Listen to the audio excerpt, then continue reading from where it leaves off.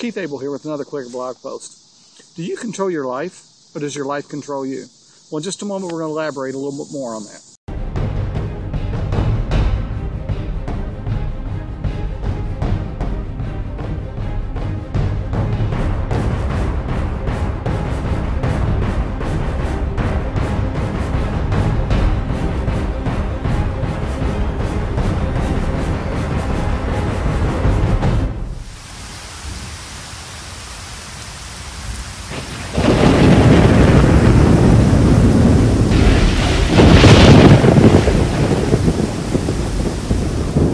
Something a little bit different. I want to share with you a video by Tony Robbins where he addresses the question, do you control your life or does your life control you? Now, those videos are going to be about 10 minutes long, and at the end of his message I'm going to get back with you again and speak with you just for a few more moments. Hope you enjoy this message. Hi, it's Tony Robbins. Happy Labor Day to you. I'm here in Fiji right now, and I just finished a program here with a group of entrepreneurs and owners of companies from 11 different countries. And it's been, it made me want to send out this little message to you because many of these people have been coached by us over the last couple of years. Many of these company owners were in really bad shape just a few years ago in 2008 when they were taken totally by surprise with the change in the economy. And since it's Labor Day, I thought it was interesting to see how many of these people have now literally doubled, some tripled their business, some grew their business by 20 or 30%, depending upon the size of the company. And we have literally small companies here and a billion-dollar company here as well. So the breadth has been quite amazing. And how this relates to you is I'm thinking about what is it that these people did as I interviewed them over the course of these last couple of years to not just survive, but to thrive in the most difficult economic environment that any of us have faced in our lifetimes. And as most of us know, it's not going away. I mean, it's Labor Day and it doesn't seem to be much to celebrate for labor. We're in a situation where most of us, you know, our labor is probably the most sacred gift we can give another human being besides our love. It's our lifeblood. And so many people don't even have a way to do that. 14 million Americans out of work, hovering around, you know, a little over 9%. What's probably even more scary is we have the highest number of people on food stamps at any time in history. It's 15% of Americans on food stamps right now, which right now is near 25 million Americans. So these are not easy times, to say the least, and I'm not here to send you a pump-up message, but I am here to say, you know, when things are seemingly out of control, what can you control?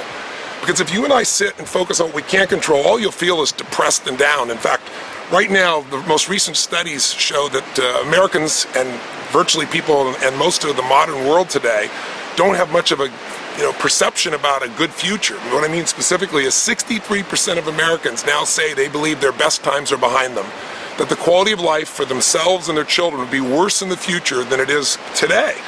That's a pretty horrific number. It's even worse if you look over in Italy and in Germany, where it's 70%. Even more difficult in France, where 80% of people think their best times are behind them. Well, the problem with that is once you believe it, it becomes self-fulfilling. Because when there's no reason, when there's no possibility of a great future, you don't even try. You go into what we call learned helplessness.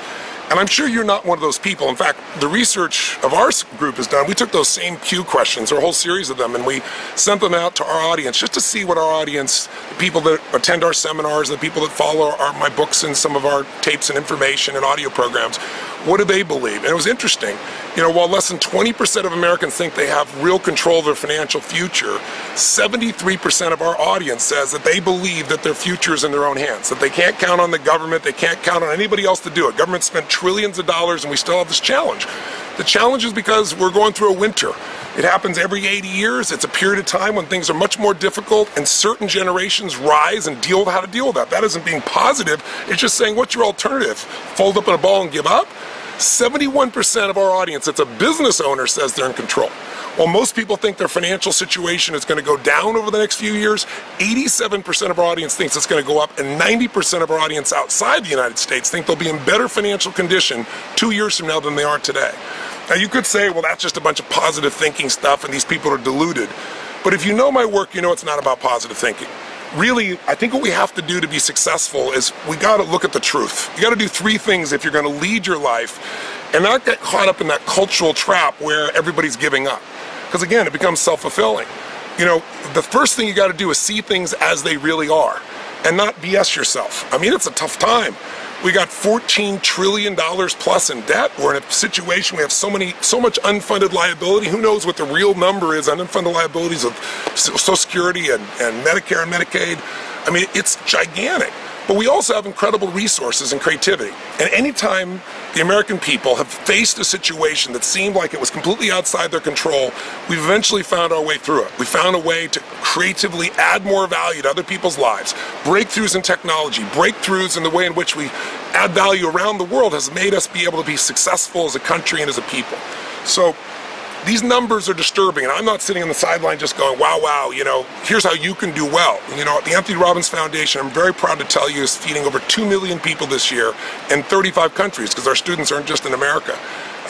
In our this last year, what we've done is everyone who goes to our live events, we donate a certain number of meals in partnership with the local community. So in South Florida, for example, we tied in with the organization there, and we fed 200,000 meals down there as a result of the seminar that we did in that event. So, but I do believe that while if you're doing well, you got to give back, I do believe that, you know, it's a Band-Aid to just to feed someone, although we've got to put out the Band-Aids. It's a Band-Aid to, you know, just try to pump somebody up. What we really have to do is do what these business owners have done. We got to get people to have a breakthrough. What a crisis does is it gives people an opportunity to revamp their life. I mean, listen, contrast is 75%, 70% of the planet lives on less than $2 a day. Our biggest challenge is somebody else's greatest dream in this country. But what we do have to be able to do is say, when you have a crisis, when you have nowhere to go, it's like how do you take the island? You burn your boats. When you have to make something happen, that's when we find our breakthroughs. And what I can tell you is there's not a person who's watching this right now, you or I, anyone we know, who isn't going to experience extreme stress in the next few years. Even if the economy was perfect, the law of averages says we're going to have extreme stress. I mean, something's going to happen in your life. You're going to have a home burned down. You know, you're going to have somebody in your family who develops heart disease or cancer and dies. You're going to have some situation where you're going to be a robbery or, God forbid, a rape. You know, there are so many things that happen in a human being's life, and we all experience it. The difference in people is not that we don't experience stress, it's we learn how to use stress and instead of let stress use us. And that's critical. Because here's what I found. If you look at it, everybody talks about post-traumatic syndrome, you know, this post-traumatic stress syndrome. But they don't study the people, the small percentage that respond positively to it. And those people have post-traumatic growth.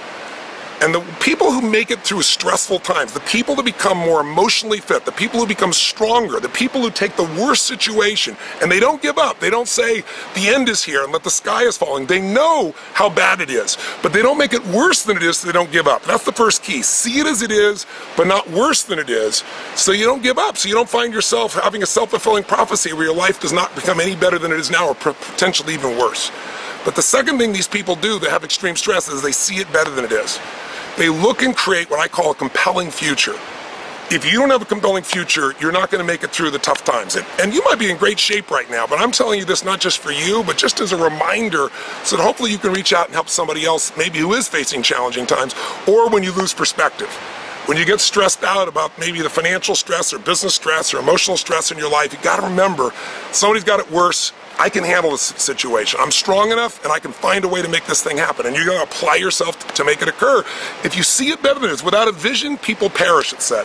So if you want to recommend, if I could recommend a book to you or anybody you know that's having challenges, one of my favorite books of all time is called Man's Search for Meaning by Viktor Frankl.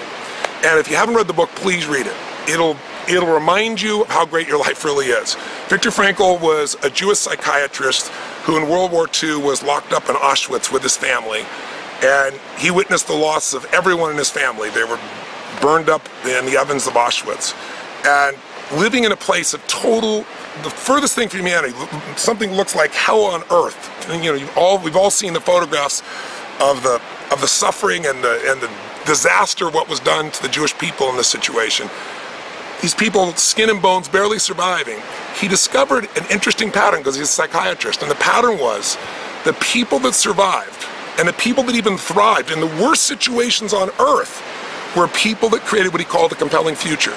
They created a reason to make it through the tough times. They believed there would be a better time ahead of them. They envisioned it, they remembered their family, they pictured going back home. Many of them lived for one purpose alone. They said, I'm going to make it through this suffering because I'm going to tell the story so this never happens again. And The Jewish people developed that whole mantra of never again will this happen to anyone, not just the Jewish people, but anyone else.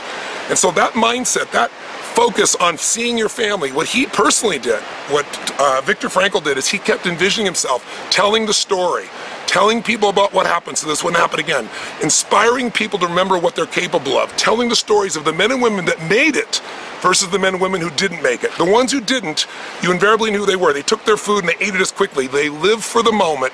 They didn't create a future to plan for where things could be better.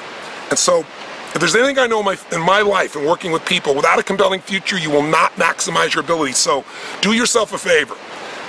You can hear everything you hear, but it follows us everywhere in the news. You don't shut the news off. You see it as it is, but not worse than it is. $14 trillion in debt. It's huge. It's mind-boggling. But at least at the current interest rates, that's about, what, $300 billion a year, if my math might be off slightly, and interest. That's something that a $14 trillion economy, which is what we generate, plus, we can handle that piece if we get our spending in control. And if we potentially raise taxes, depends on whether you're a Democrat or Republican. But either one, I think, we got to do a little bit of both if we're gonna turn things around. The point of the matter, though, is there is a better time that's coming. Winter does not last forever. I don't care how tough it is. Wasn't that incredible? As Tony pointed out in his message, the economy has hit rock bottom, and it's affected many of us over the last few years. I can attest for myself that in 2011, life was going great for me. I was following the Dave Ramsey plan. We got ourselves out of debt, everything but the house. We were in the process of about halfway through saving up for a 6-month emergency fund. And, at the time, to accomplish all this, I was working about 70 hours per week. In fact, I'd worked 70 hours per week for several years up to that point, getting all of our ducks in a row. So, I was taking on some extra projects at work and, trying to move up in the corporate ladder so I can get out of that 70-hour work week. Suddenly in December 2011, everything fell apart. I've shared with you guys before what happened and, how I lost my job just prior to Christmas. Merry Christmas. And for that very next year, all of 2012, I spent that whole time, trying to figure out how to actually take control of my life for once and for all. How to have the freedom to do what I wanted to do. I continued to work some part-time job, continued to work for a temp agency, but wasn't finding anything else in the corporate world, and was taking some serious looks about at different things that I could do and how I can create the income and the freedom to spend the time I want with my family and to reach those financial goals that we had. And, I finally figured it out. Beginning of this year, I started a home business. I'm working with people, helping them. I like to say I'm a recovering pharmacist. I'm helping people get off their prescription medications, helping people gain control of their health and wellness, gain control of their future. I'm also helping people create extra income from home for themselves so they can get out of the rat race as well. I always like to point out, we can stay in the matrix. Use the Matrix movie as a reference point again. We can stay in the matrix and we can continue to work that corporate job, work that 9 to 5, not own our life. The only way to earn extra money is extra work, or we can take control of our life and take control of our future. And that's exactly what I did. So I wanted to share that with you guys, and I'd like to share with you what I'm doing, how I'm taking that step now, how I'm getting away from the corporate world, how I'm creating the freedom for myself and for my family, how I'm creating the extra income and having the time to enjoy some of the things in my life, like spending this beautiful day at the park, just sitting out here shooting some videos. Just one of the things, many things that I do in my business to promote my business and have the freedom that I never had. Because I've been spending the last 15 years of my life sitting inside a retail pharmacy, never getting to get out and enjoy something like this. So hope you enjoyed this message. Get back with me. The information link is on the page here, and we'll talk. See you soon.